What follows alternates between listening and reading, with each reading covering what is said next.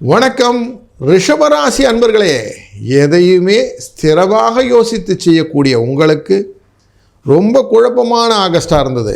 வேலை இருக்குமா இருக்காதா, என்னுடைய குழப்பங்களுக்கெல்லாம் ஆன்சர் கிடைக்குமா கிடைக்காதான்னு ரொம்ப தேடலாம் நிறைய நடந்தது. அதனால் கொஞ்சம் வீட்டிலையும் குழப்பங்கள், மனதிலும் குழப்பங்கள். இந்த குழப்பத்தினாலே எந்த விதத்தான தெளிவு இல்லையேன்ற வருத்தங்களும் இந்த மாதத்திலே நிறைய போச்சு. செப்டம்பர் வருதான்னு கொஞ்சம் தெளிவு கிடைக்குதா அப்படின்னு கொஞ்சம் தீர்மானமாக பார்க்கலாம். வருடக்கோட்களான குரு மிதுனத்திலேயே அமர்ந்திருக்கிறார். மாதக்கோளான கடகராசியில் இருக்கக்கூடிய சுக்கிர பகவான் கொஞ்சம் வெளியில் வந்து சிம்மத்தில் போய் உட்கார போகிறார் செப்டம்பர் 14 அங்கே கேதுவோடு சேர போகிறார் அப்படிங்கிறதும், சூரியன் அங்கே சிம்மராசியிலே ஆட்சி பெற்றிருந்தவர் அவர் செப்டம்பர் 17 கன்னிராசிக்குள்ளே போயிடுவார். அவர் போகும்போது புதனும் சேர்ந்து போகிறார். செப்டம்பர் 15 அன்றைக்கி கன்னி ராசிக்குள்ளே புதனும் சேர்ந்து வந்துடுறார்.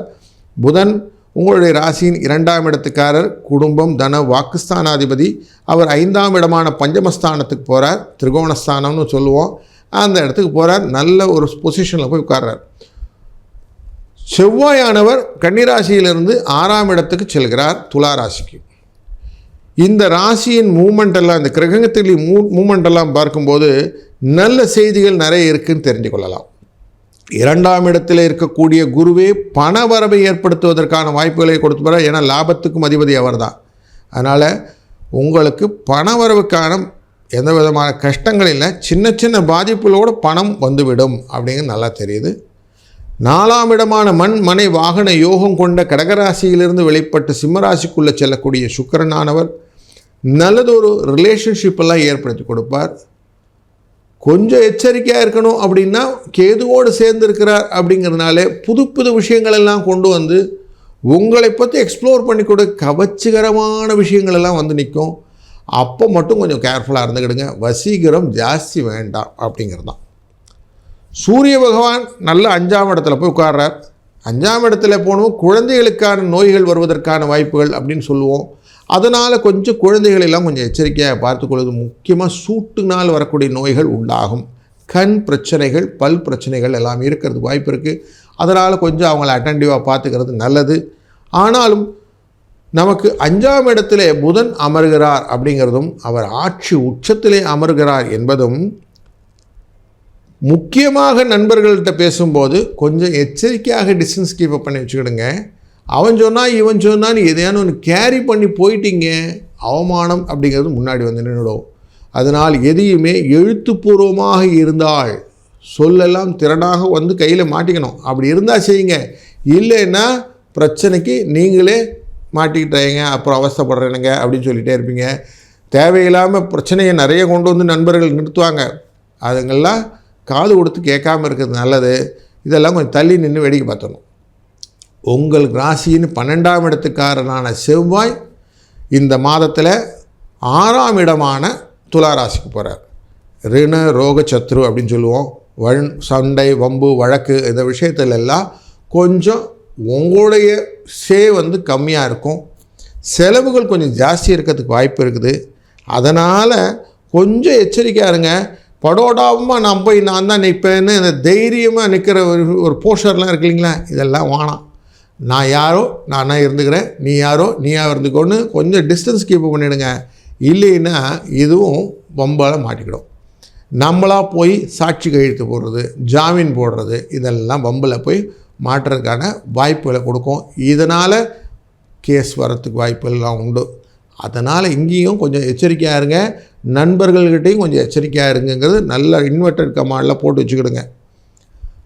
ராகு உட்கார்ந்துருக்க தொழில் ஸ்தானத்தில் உட்கார்ந்துருக்கிறாரு, குருவால் பார்க்கப்படுகிறார். மேலும் சூரியனும் செவ்வாயும் சேர்ந்து, சூரியனும் புதனும் சேர்ந்து சனி பகவானை பார்க்க போகிறார், லாபஸ்தானம் அப்படிங்கிற இடத்த.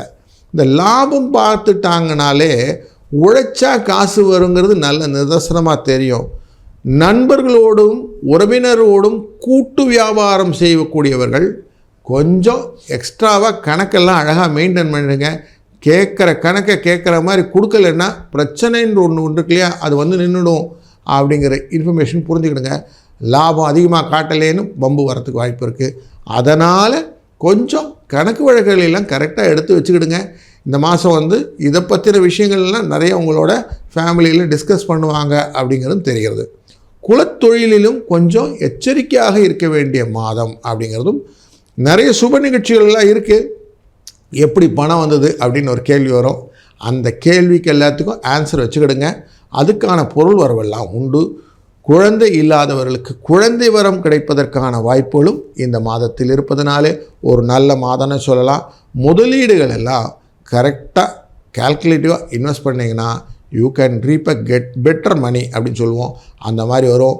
தேவையில்லாமல் இரட்டிப்பு மணி அப்படிங்கிற விஷயத்துக்குள்ளெல்லாம் போனீங்கன்னா பின்னாடியே ரொம்ப விலை கொடுத்து வாங்கிட்டீங்கன்னு எடுத்துக்கலாம். அதெல்லாம் எச்சரிக்கையாக இருங்க அப்படிங்கிறது தான் இந்த மாதத்தோடைய இன்வெர்டட் கம்மாவில் நம்ம போட்டுக்க வேண்டிய விஷயம். இந்த மாதத்தில் நோய்கள் வருவதற்கு அப்படின்னு சொன்னேன் இல்லையா, மருத்துவ செலவுகள். அந்த மருத்துவ செலவுகள் கொஞ்சம் இருக்கிறதுனால மெடிக்கல் இன்சூரன்ஸ்லாம் கரெக்டாக ரினியூ ஆகிருக்குதான்னு செக் பண்ணிக்கிடுங்க. வண்டி வாகனங்களெல்லாம் போகும்போது அதுக்கான டாக்குமெண்ட்லாம் கரெக்டாக இருக்கான்னு செக் பண்ணிவிடுங்க. தேவையில்லாமல் அரசாங்க தொடர்பான வழக்குகள் எல்லாம் வருவதற்கு வாய்ப்புகள் உண்டு அப்படிங்கிறதும் நீங்கள் கொஞ்சம் தெளிவாக வச்சுக்கிட்டிங்கன்னா, கொஞ்சம் எச்சரிக்கையுடன் கவனத்துடன் செய்தீர்களானால் நல்லதே நடக்கப் போகிறது. இது எல்லாத்துக்குமே விக்னம் அப்படின்னு பேர். இந்த விக்னத்தை எல்லாம் போக்கணுன்னா விநாயகப் பெருமான் தான் முடியும்.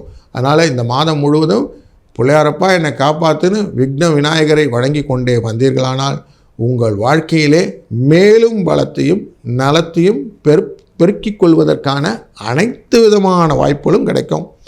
நல்லது ஒரு பொருளாதார வசதியும் நல்ல யூக லாபங்களும் கிடைக்கக்கூடிய மாதமாக அமையும். இந்த மாதம் ஒரு நல்ல மாதமாக அமையட்டும். நல்லது நடக்கும். நல்லதே நடக்கட்டும்.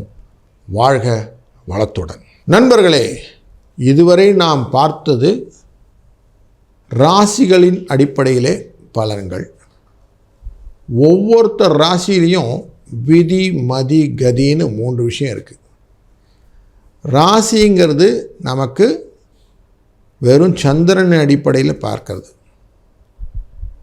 கதி அப்படிங்கிறது நம்ம வந்து ஒரு மூமெண்ட் ஆஃப் லக்னத்தை வச்சு கொண்டு பார்க்கறது. விதி அப்படிங்கிறது லக்னம்னு போட்டிருப்பாங்க. கதிங்கிறது சூரியன், மதிங்கிறது சந்திரன். இந்த 3 பேருமே நம்ம அப்படி சேர்ந்து பார்த்தா தான் ஒரு முழு ஜாதகம் புரியும். பொது பலன்களை பார்க்கும்போது பொதுவான விஷயங்கள் இருப்பதனாலே கொஞ்சம் உங்கள் ஜாதகத்தை நல்லா அனலைஸ் பண்ணி, தொழிலிலோ குடும்பத்திலோ பிரச்சனைகள் இருந்தால் அதிலிருந்து நிவர்த்தி பெறுவதற்கு என்ன வழி அப்படின்னு எண்ணம் கொண்டால் அவசியம் இந்த காணொளியை பார்த்துவிட்டு எங்களை தொடர்பு கொள்ளலாம். அதற்கான பலன்கள் உங்களுக்கு சொல்லப்படும். வித்து அந்த சர்வீஸ்க்கான ஃபீஸ் வில் பி சார்ஜ்டு. வாழ்க வளத்துடன்.